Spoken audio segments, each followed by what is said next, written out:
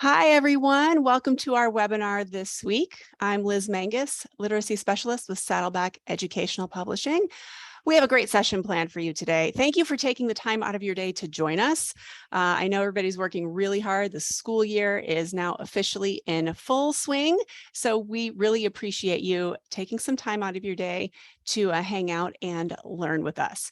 As usual, your control bar can be located at the bottom of your web browser window, and that is where you will find the chat, the Q&A, and the live transcript icons.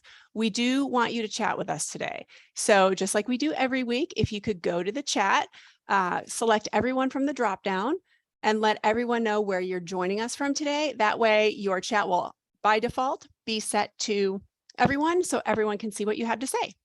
If you have questions as we go throughout our session today, you can go ahead and put those in the Q&A and we will get to those as we can.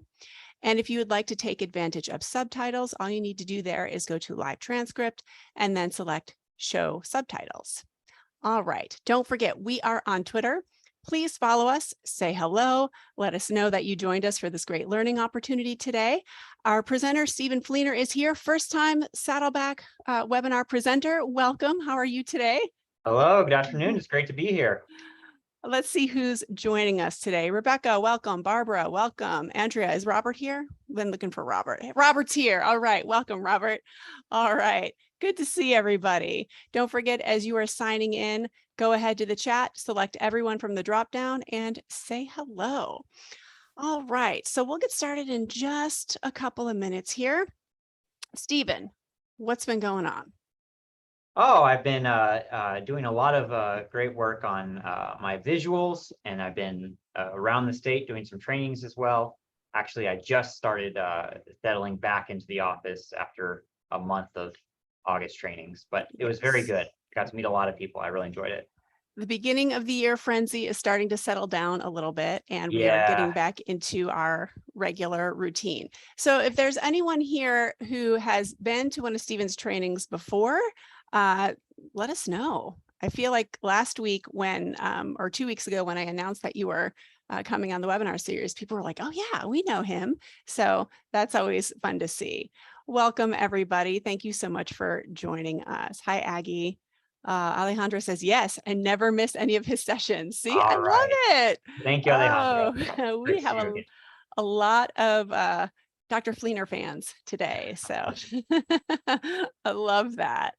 All right. So if you don't know, he is a content developer with Silence Education, but it seems like many people already do know who you are. So,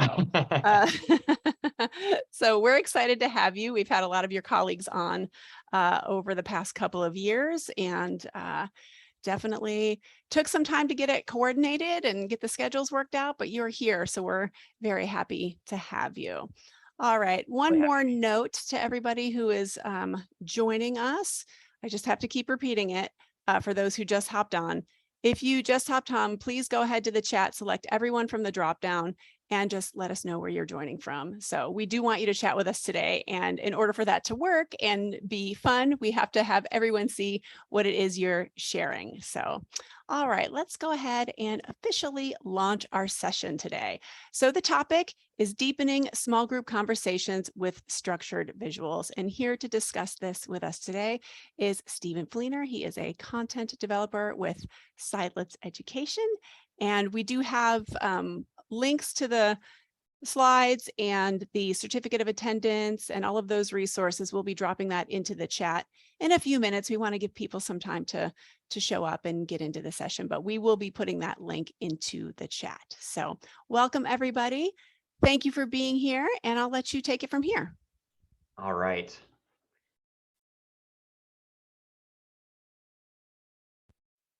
Okay. Thank you, everyone. Really, really honored to be here. I'm really, really excited to share this conversation with you. We're talking about deepening small group conversations with structured visuals today, but I really want to emphasize that this webinar, I want it to be grounded in what we're all trying to do in our role in education. The reason why we go to any Saddleback webinar, the reason why we do anything that we do in our day-to-day lives as educators is what we're really trying to do is focus on getting students to learn better and to help students learn. So before we go any further, I wanted to first just ask, what is our experience of everyone watching right now? What is your experience of how students learn best? And when you're thinking about this, think about this in the context of maybe your role as an educator, or think about this maybe in the context of when you were a student, how did you learn best? So in 5 words or less, can you just type into the chat, how do students learn best in your experience?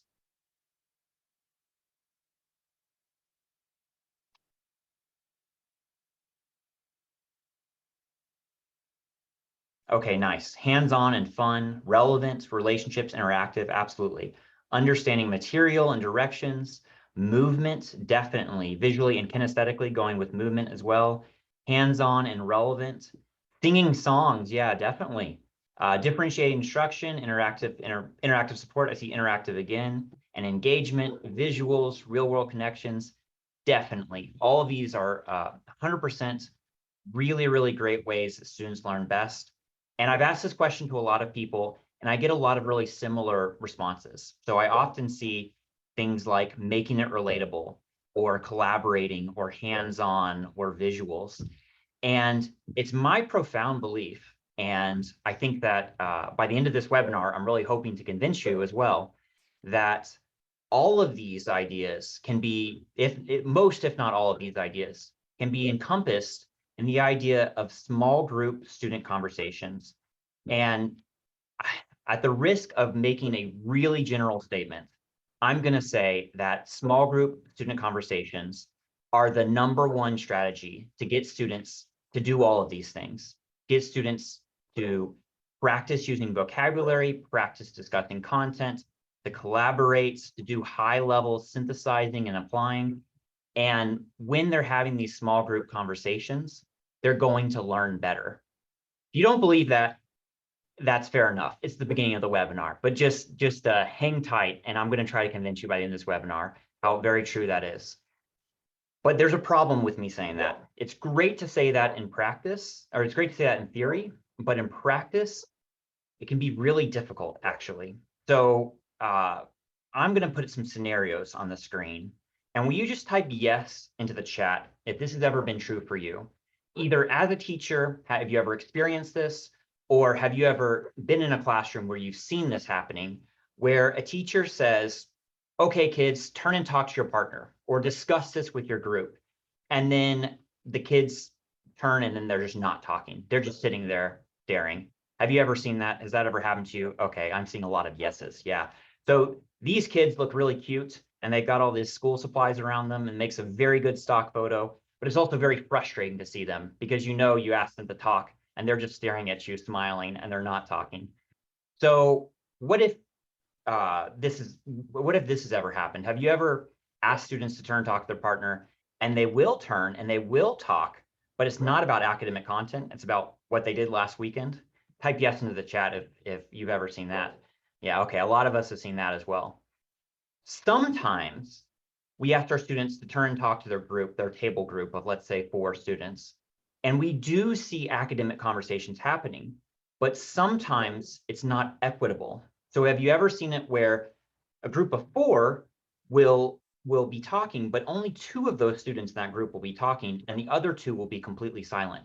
Have you ever seen that? Yeah, okay, a lot of us are also saying yes. So these are all real issues that we have to address. If we're going to have small group student conversations, then we have to have equitable small group conversations where 100% of our students are equitably participating, using academic language, discussing academic concepts. And in order to achieve that, we have to address students' needs. In order for students to participate in these small group conversations, they have some really key needs.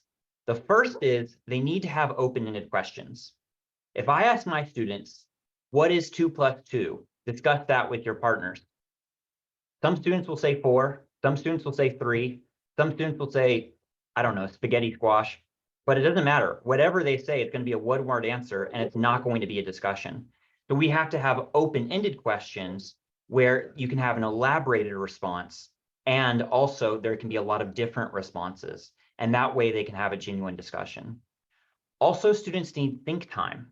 Very few students are going to ever be able to respond on a dime when we say, talk about this with your group. In fact, my argument, it's my belief that the students who can turn on a dime and start discussing, they really benefit from think time, because with that think time, they're going to be able to think very deeply about whatever it is we want them to be discussing before they have that discussion, and it's going to result in a bigger discussion. So think time is also really important. Also, the students need to have structures that allow them to participate equitably. And a really great example of that is if we say, talk to your group, there's going to be one student who always takes the leadership role in that group and who always talks first. And that's going to be the most confident student, who's also most likely to raise their hand whenever we ask the class for volunteers. And that's not an equitable system. So we need a system in which all students feel that they can participate equitably. And then additionally, probably most importantly, is this sense of inclusion and belonging. If students feel included within their small group and in a larger scale in the class community, then they're really going to feel like they can participate, and they're really going to feel that sense of belonging, and they're going to want to have that discussion. So these are all really important, but there's also the the conceptual side of it, the actual academic side of it. And that is for students to talk about questions that we pose, for them to have the discussions. They need to be able to make connections to their background experience. And they also need any content or language supports to be able to talk about that concept. And I'm going to give a really great example of what that looks like without content language supports in just a little bit. So of these 6 things that students need to be successful in having a small group conversation, there's 2 key things that we can provide to our students that achieve these 6 things. The first is structured routines for conversations. We can have really clear routines that students can follow that allow them to have all of these things when they're participating in their structured in their conversations, their small group conversations. The second thing that we can provide are structured visuals. And I'm going to talk about both of these things in this webinar, and we're going to spend a lot of time talking about structured visuals specifically, what they are and how they support deep, rich small group conversations. But let's first talk about structured routines. I hope you can appreciate that in both of these words is the word structure. And structure is really important for having a really clear, unambiguous process for students to be able to participate. So to show you how important this is, I'm going to give you an example of an unstructured student conversation. Imagine I'm a teacher. Imagine I'm a chemistry teacher. Incidentally, I was a chemistry teacher in my first year, so I really empathize with this poor guy. He says, discuss with your group the difference between covalent and ionic bonds. So just imagine that. Imagine he's standing in a class of 24 students and he says, go ahead, kids, discuss with your group the difference between covalent and ionic bonds. Okay, we can probably already imagine what's going to happen.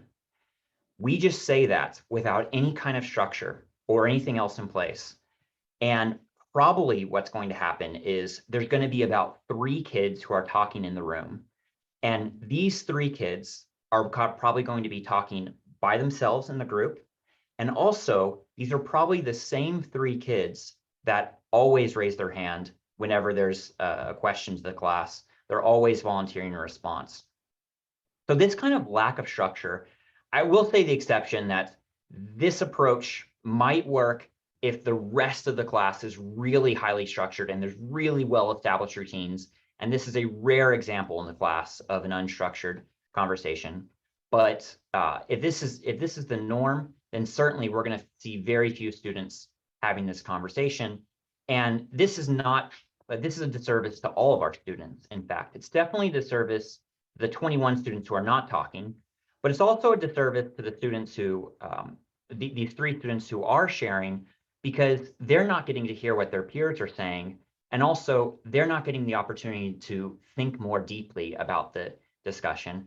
Oftentimes, if we have a system where we're just asking questions to the class and getting volunteered responses, these students that always volunteer the response, they start to see those questions not as thinking opportunities, but as a box checking exercise, something teacher is asking me to do. So I'll raise my hand and I'll answer the question. And when we have more structure, we have more opportunities for thinking and really processing and really enjoying the discussion from all of our students, including these 3 students. So let's imagine what more structure would look like. Instead of this teacher saying, discuss with your group the difference between covalent and ionic bonds, imagine this teacher did this. Imagine he said, everyone raise your hands. Also, you probably already noticed that there's displayed on the board in front of them a question and a sentence stem. The teacher says, when you can think of the difference, we can think of one difference between covalent and ionic bonds, lower your hand. So the students all raise their hands. They keep their hands up for, I don't know, somewhere between 8 and 12 seconds, let's say, as they're thinking. They all eventually lower their hands. And then the teacher says, share with your group using the sentence stem. The student who shares first will be the one with the brightest shirt. Once you're done sharing, I'll call on someone randomly. So what would we see different if we had this kind of structure? If we had this kind of structure, well, for one, we would have all the students have thought about the question. And for another, all the students would have a really clear idea in their group who's going to share first. So it's not necessarily going to be those 3 most confident students that are always raising their hands. And then all the students are going to end up sharing. They're going to have the accountability to share within their group, as well as the accountability in the whole group, because someone's going to be randomly called on. And that's going to allow them to really feel confident to participate within their group. Not to mention they have this language support directly on the board, this sentence stem. One difference between covalent and ionic bonds is. So you might be hearing this and you might recognize that what the teacher has done here has structured the conversation according to a process called QSSSA or QSSSA. Can you type yes into the chat if you have ever heard of QSSSA or QSSSA? I think a lot of us probably have. Yeah, I see some all caps and exclamation marks. That's a pretty aggressive yes there. Yeah, absolutely. It's a really, really powerful strategy at structuring conversations. And I actually want to hold my tongue there because I don't even like to call it a strategy. I like to call it a routine or a process. Because if we ever want to have a structured conversation, QSSSA provides all of that structure. So here's the structure. We have a question. It's open-ended. We ask the students to give a signal to show when they're ready to answer the question. We give them a sentence stem, that's that language support. We ask them to share with their group or with a partner, and then we also specify who's going to speak first in that group. Maybe it's the person with the brightest shirt, maybe it's the person closest to the door, maybe it's the person who's taller, maybe it's person A, B, C, or D if their desks are labeled, for example. And then once they're done sharing, then we're going to assess randomly by calling on a couple of kids or calling on one student from every group to share. And what this does is it provides accountability and safety. Accountability because they have to share with their group and someone's going to speak first and they don't know who it is until we announce that. And also accountability within the whole group because anyone can be called on. But it also provides safety because we give them everything they need to be successful. We give them the think time they need, the language support they need. And then when they share with their group, they're able to hear diverse opinions. And just as a quick tip from me, what I've seen to be very successful, when we call on our students randomly, it can be really helpful to share with our students. You can say what you said, or you can say something that was said in your group, as long as it's a complete sentence. And that will make students feel even more safe in sharing. So let's break down what we did, what that teacher did with his structure of that question about covalent and ionic bonds. First thing he did was he asked the question, what's the difference between covalent and ionic bonds? Then he had students give them a signal. They all raised their hand up and they lowered it when they were ready. Then he had students use a sentence stem. One difference between covalent and ionic bonds is, and that sentence stem was displayed on the board, which is really important. And then he had them share with their group, but he specified the student with the brightest shirt is going to share first. And then finally, he assessed randomly by calling on some students randomly after they had shared with their small group. So when we use QSSSA, what we're really doing is we're employing open-ended questions. We're providing all the think time that students need. We're providing them structures that allow them to participate equitably. And we're also giving them that space to have a sense of inclusion and belonging, because every student's voice is equally valued. Whether I'm the most confident student in the group or the least confident student in the group, I am equally likely to be starting first, and I'm definitely going to be sharing in that group. And then I might even be sharing in front of the whole class. And the whole purpose of that structured conversation is to prepare me for sharing in front of the whole class. When we use QSSA or similar routines for structured conversations, when we use them on a very regular basis, then the entire culture of the class changes. Kids no longer see questions as tests or assessments or opportunities to catch them or say, gotcha. Kids start to see these questions as invitations to participate in the class community. And that is a really beautiful thing. But that is not all that kids need to be successful in structured conversations. They also need to be able to make connections to background experience and have content and language support. And that's where structured visuals comes in. So let me give you an example of why structured visuals are so important. Imagine I say to you right now, go ahead, type into the chat, everyone. Type into the chat one difference between covalent and ionic bonds. Go ahead, please. You're probably freaking out right now. No, you don't worry. We don't need to type into the chat one difference between covalent and ionic bonds, because a lot of us are probably thinking, oh my gosh, I have no idea what a covalent bond is or an ionic bond is. The last time a lot of us heard that was in chemistry when we were in high school. And probably for a lot of us, that was the day we decided to play hooky in high school, and we never learned what a covalent or ionic bond is. So that's not helpful. It's not helpful just to put that question on the board. Some kids are going to be able to answer it, but some students are going to need support in accessing that content. And I will argue that all students will benefit from that support, because if that support is there, then the students who could answer the question without the support are going to be able to go into greater depth and answer the question even better with the support. So let me show you what that support might look like. Here is a visual for a covalent bond and ionic bond. This is a representation, a metaphorical representation of covalent bond and ionic bond. So here we go. Let's say this is a covalent bond, and let's say this is an ionic bond.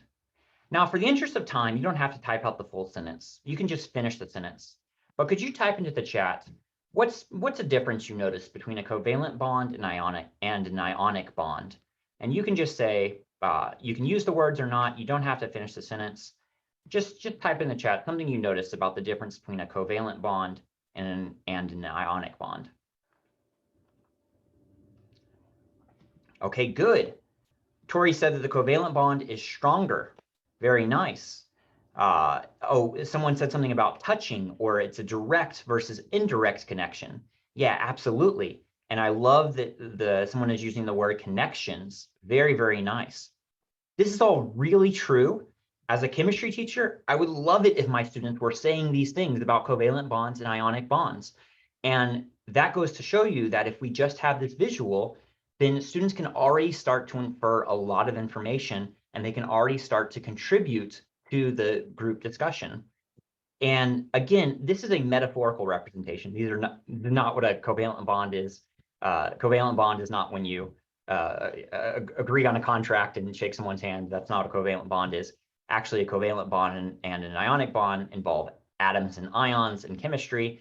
And so we could show a visual for a metaphorical representation, or we could show a symbolic representation, or both. But either way, visuals help. They help to draw information, to contribute to a group discussion. And most importantly, if the visual has structure in it, and one element of structure is a comparison, one scenario versus another scenario, what's the difference? What do you notice? Another element of structure is labeled vocabulary. For example, electron and electric attraction, as well as two different kinds of ions, in addition to covalent and ionic bond. These labeled vocabulary words and this comparison, this really helps students to have a deeper discussion, because they're going to be able to contribute something, and they're also going to be able to contribute using academic language. And I'm going to touch on that in more detail later on. But I first want to say that it's not simply just using visuals. The idea of using visuals has been around forever. We've been talking about visuals for a long time, but not all visuals are created equal. And as an example, I went to Google Images and I typed in fossil because I wanted to find a visual for fossil. And I see some beautiful images of fossils. This is a great fossil. This is a great fossil. This is a great fossil. These are also lovely fossils, but they're not the fossils I'm interested in. These are a different kind of fossil. But if I show these students if I show these images to my students, it'll be very helpful examples for sure. It'll be very good to show these images to my students, but I can't just show these images to my students, because if I just show these images to my students, then they can't necessarily infer entirely from these images what a fossil is. They might think a fossil is a skeleton, and that's not really true. Or they might think a fossil is a rock, and that's also not really true.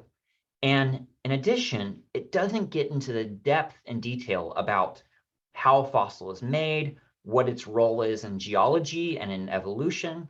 So instead, we can show our students a structured visual.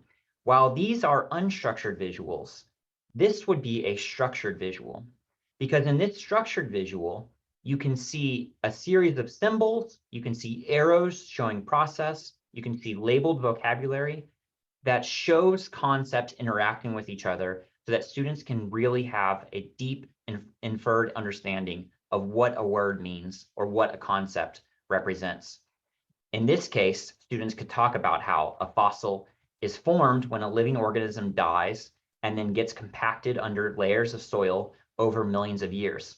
Even if a student has never heard the word fossil before, they can still have that conversation. They can infer all of this from the visual.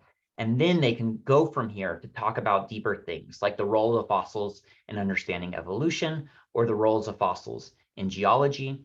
And this can be really, really powerful at deepening discussions as well as deepening students' thinking about academic concepts. So I want to show one more example of a structured versus unstructured visual, because structured visuals are also really important to show abstract concepts. Abstract concepts are really hard to illustrate with unstructured visuals. I went back to Google Images. I pulled off 4 images I found of the word boycott.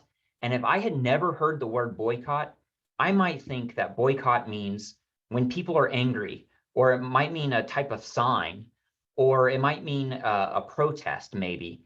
And that's kind of related to what a boycott is. But if that's all my understanding is going to be about a boycott, then I'm going to be really disadvantaged. Instead, I can take a look at a structured visual of the word boycott, where I can flow in a logical sequence to understand that a boycott is a response to a law passed by the government that a person deems not fair, so that person decides not to buy a product from the government store. And this can all be inferred from this visual. So that's the difference between a structured and an unstructured visual. And in summary, what really differentiates a structured visual from an unstructured visual, what really makes a visual structured is the use of arrows. So any kind of demonstration of cause and effect. Labeled vocabulary is really important in a structured visual, especially when that vocabulary is labeled next to symbols. Symbols that show energy or an idea or the passage of time, maybe with a calendar. These are really, really powerful. Also, comparisons and relatable examples. So we had both of these here. So in both of these visuals, we had a comparison between a covalent bond and an ionic bond. And then we also had a relatable example. And I bolded this word relatable because I want to make a point that it is really important that we are sensitive to our students and their understanding of the world, their cultural background. And when we give examples, they have to be relatable to our students. A great non-example of this is I once saw a visual for the word clay, and that visual was a tennis court from the French Open. Now, you might know what a tennis court from the French Open looks like if you played tennis like I did. I played tennis in high school. I was really bad at it, but I really loved it. And I knew that they use clay tennis courts at the French Open. But if you don't have that background knowledge, which most of our students don't, you're gonna see that visual, and you're gonna think that clay might represent a net or a racket or a chalk line on the ground or something like that. You'll have no idea what clay is. So the examples definitely have to be relatable. So how do we make structured visuals? Well, we employ all of these things. So we use arrows, we show cause and effects. Really good to think about if you want to illustrate a concept, to think what are the causes and effects of that in that concept. Maybe how does that concept form, or maybe what does that concept lead to, and show arrows to represent that. Labeling vocabulary is really powerful because there is never the case that there is a single word in isolation. Every word in the academic lexicon, every vocabulary word is always connected to another vocabulary word, many times, many more vocabulary words.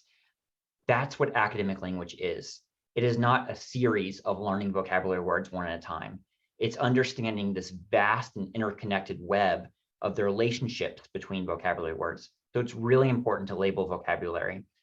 Using symbols is also really powerful and really important. And I want to point out a resource that makes it really easy to get symbols. TheNounProject.com has, I think they advertise 3 million symbols. I've been on there a lot. I've never found a shortage of symbols for any kind of idea or representation. It's really, really powerful. They have a subscription service, but they also have a lot available for free. So I really recommend checking that out if you're not familiar with it. And then finally, showing comparisons and relatable examples. We can do this with high quality images. And I also want to point out Pixabay.com. Pixabay.com has a lot of really high quality images. All of them are public domain, which means that they have complete access, no copyright restriction whatsoever. And I really recommend the images that come on Pixabay. So these are great places to find images to put together to make a structured visual. I just want to make the point that a structured visual is not an image. A structured visual is a assembly of different images that show relationships in order to illustrate a concept. So we might have one picture of a handshake, one picture of a ball being passed, and we might even have an arrow in between them or something like that. And that would be a structured visual. So not a single picture in isolation, but when we put it all together and when we label the vocabulary. So there's one other resource that I want to share. And this is a place to actually find pre-made structured visuals. And this is the Visual Non-Glossary. It's at thevisualnonglossary.com. I'm very proud, and I really want to share this because I made it. A few years ago, I decided that there really wasn't very many structured visuals on the internet available. And so I went out to make this entire compendium, if you will, of structured visuals. There's a lot of them on this website. Some of them are part of a subscription service. A lot of them are part of a subscription service, but a lot of them also are part of are completely free and public domain and yours to use and download. Also, the visuals themselves, they come with conversation prompts and sentence stems at different levels of Bloom's taxonomy. So it already sets you up to allow students to have a lot of different structured conversations. And you might notice some themes in the structured visuals I'm showing in this webinar. I got those from the Visual Non-Glossary, and I'm continuing to add more. Right now, I have science available, and I'm also expanding the Spanish collection in our science. I eventually want to have K through 12 in English and Spanish, but I have K through 5 right now. We have middle school social studies as well as high school US history. So we have the entire breadth of US history from, well, from 1477 to present. And then finally, Algebra 1. And I'm hoping in the next few months, definitely in the next few years, to expand the selection to go to all the content areas at all the grade levels. But I encourage you to check out the Visual Non-Glossary. There's also a lot of really great resources on there. And there's about 200, 250 free structured visuals on there that you can download today and start using them with your students. So that's where you can find structured visuals. But I really want to emphasize the power of structured visuals. What really happens when we start using structured visuals? We start to see a change in our conversations. So here's an example. of a structured visual for the word crater and a conversation in which our students are asked, how is a crater formed? They're given the sentence stem, craters are formed when. Imagine a group of 4 students. Imagine a very heterogeneous group that might have four very different responses. So here might be one response. Craters are formed when asteroids hit the Earth. Another student might say, craters are formed when asteroids make an impact. Another student might say, craters are formed when asteroids impact the Earth or the Moon. You can already see that there's 2 different uses of the words impact. Another student might say, craters are formed when asteroids go through the atmosphere and impact the ground. Now, all 4 of these responses are correct responses. And also, very importantly, they're all using academic vocabulary in the context of this keyword crater. Why are they using academic vocabulary? Where did these get? These are genuine responses from students. They got this academic vocabulary directly from the visual. They're talking about asteroids and impact and atmosphere because they noticed it in the visual. But even better, once they have this conversation and they all share their responses, the conversation doesn't end there, because then students start to notice things in the visual and they start to wonder things and they start to ask questions. Like a student might then say, when this last student says asteroids go through the atmosphere and impact the ground, one student might say, oh yeah, but the moon has a thin atmosphere. So wait a minute, what does that do? Is that why these craters are really big on the moon and they're smaller on Earth? Or, and then another student might say, no, look at those are small craters. So maybe it's like, but it looks like there's more craters on the moon. Is that because the atmosphere is thin? They start asking these questions, and that generates a really deep, rich conversation. So a lot changes when we start using structured visuals as the foundation of our structured conversations.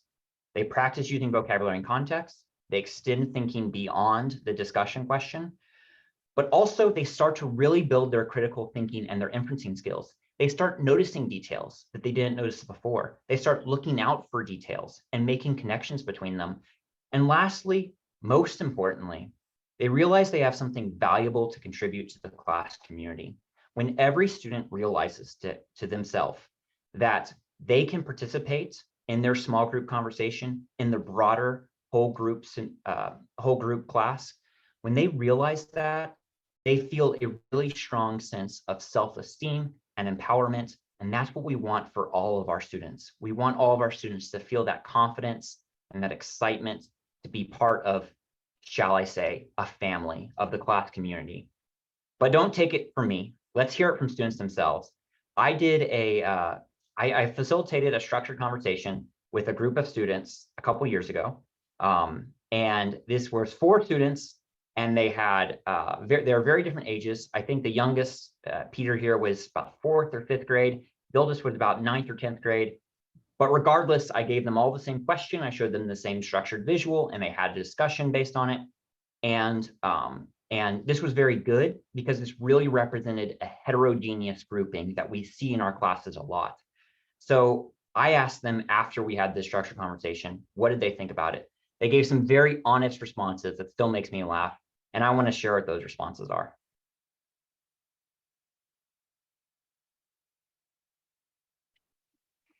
I think it's a good way to like introduce new concepts and new vocabulary words, especially in science and stuff, because it shows the kid, it makes the kids guess what it is and then figure out whether or not they were right or wrong. I thought it was a pretty engaging way to learn. Well, it certainly got like the concept across, which is like the job of a teacher. So like uh yeah, it was pretty effective for learning. I can't say it was like the most fun way to learn it, but like it got the point across about what absolute and apparent magnitude was. Way was better than just being told it and then taking notes, because this way you figure it out for yourself, so your brain has to do more work than just writing it down. So I'm definitely going to remember this better versus just being told what absolute magnitude and apparent magnitude are.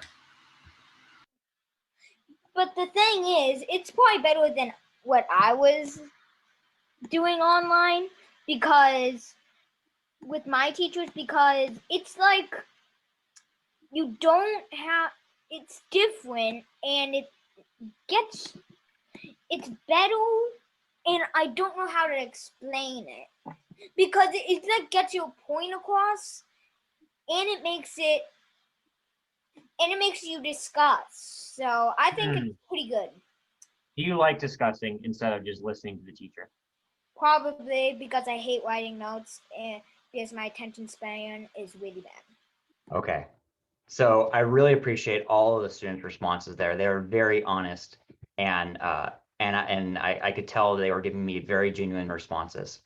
So to summarize, structured visuals and structured routines for conversation, like QSSA, really contribute to all of these things in building support that students need to be able to participate equitably, richly, deeply in structured conversations with their peers. And I initially presented this, and I initially said that structured conversations only contribute to helping students make connections to background experience and content and language support.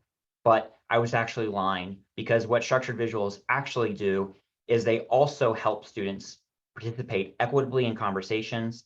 And most importantly, again, they create that sense of inclusion and belonging. And of all these 6 things, I would say this is the #1 thing that we want to do for all of our students, whether we teach science or phys ed or comprehension questions following a reading passage, whatever it is we're teaching. All of us want our students to feel a sense of inclusion and belonging so they can build the confidence they need to have that high self-esteem, to be a lifelong learner. And structured routines for conversation with strategies like QSSA, as well as structured visuals really combine to create a rich sense of inclusion and belonging for all of our students. So I'm going to stop talking just a little bit, and I want to ask you a question as I turn off. I want to ask you to share one takeaway that you have from today, something you learned or something you're wondering or something you now want to do. I'm going to leave these stems up for just a few seconds, and then I'm going to put my contact information on here. Please feel free to get in touch. And I want to just lastly just say thank you to all of you for your attendance here today. And if you're watching later on online, I also really appreciate you participating. And I look forward to hearing from you all later. Thank you very much.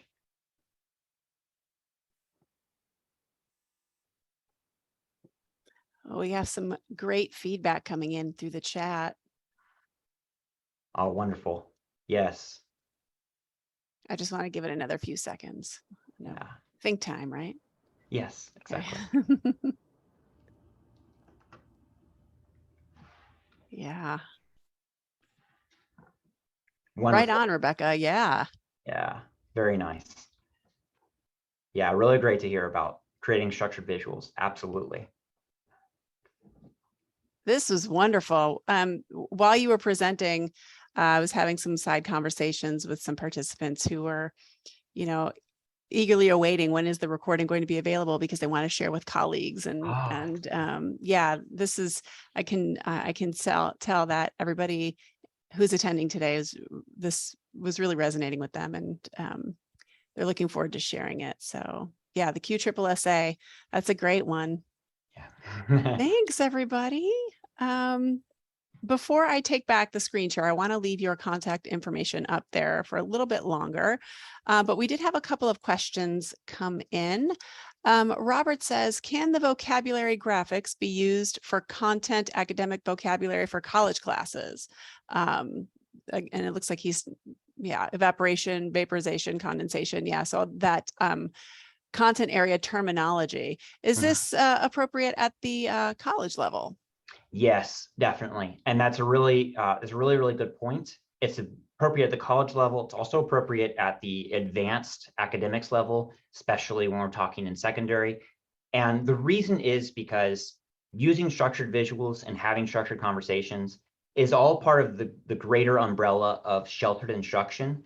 Sheltered instruction is typically thought of as providing language supports to get students to be able to read and write and speak and listen in English on grade level, but it's actually a lot more than that, because what it does is it meets students wherever they are and it helps them get to a higher level. So if we're talking about students in advanced classes, it helps them get to an even higher level. If we're talking about students in college classes, it also helps them get to a higher level to get ready for their senior college classes, to get ready for their master's thesis, get ready for their doctoral dissertation. Definitely, all these strategies really, really work at all levels. Well, love that. So Kellen says, my mind has been opened up into a completely new realm of visuals. Thank you, Stephen. I love that. Great. Wonderful. Thank you. We just had one question come in through the chat.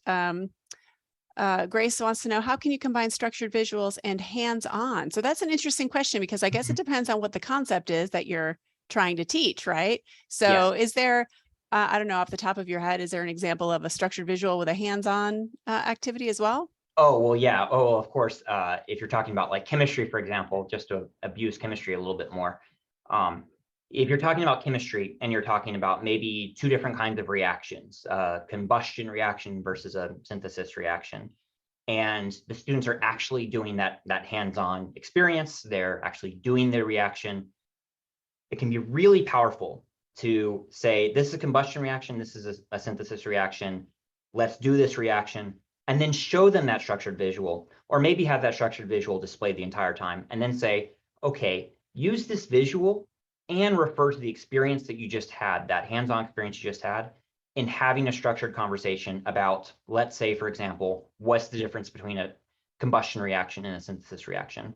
Or how is a synthesis reaction, how is it different from a combustion reaction, for example? So combining that hands-on experience with the structured conversation, either having the structured conversation as the capstone of the hands-on experience, or have it before or both of the hands-on experience, is super powerful, especially when there's a structured visual facilitating that conversation. Another great question just came in. Have you ever had students create structured visuals themselves for vocabulary? And if so, what was that like? Yes, definitely. It's really, really powerful, especially if they already had experience working with some of your structured visuals. What can be most powerful is they create a structured visual based on a concept. And I've seen it work two different ways. One is they're all making their own visual based on the same concept. All 24 students or 46 students, how many you have in the room, they're all making a structured visual on the same concept.